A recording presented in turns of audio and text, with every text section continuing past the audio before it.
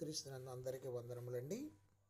లేఖనాన్ని మనం చూసాం కదా, మనము దేవునికి కానుక ఇచ్చినప్పుడు ఎంత ఇచ్చామని చూసుకుంటాము. అయితే దేవుడు మనం ఎంత దాచుకున్నామో దానిని లెక్కిస్తాడు.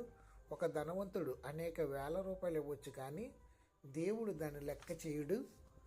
దేవుడు మన ధనం అవసరమే లేదు. ఆయన దృష్టిలో ధనవంతులందరూ ఇచ్చిన సొమ్ము కన్నా పేద విధవరలు ఇచ్చిన కానుకే ఎక్కువ. ఎందుకంటే ఆమెకు తనకు ఏమీ మిగిల్చుకోకుండా తనకున్న సమస్తాన్ని ఇచ్చివేసింది.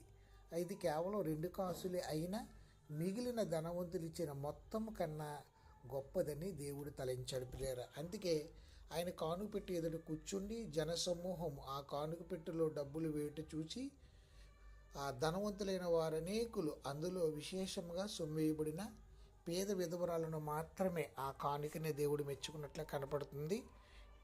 ఆమె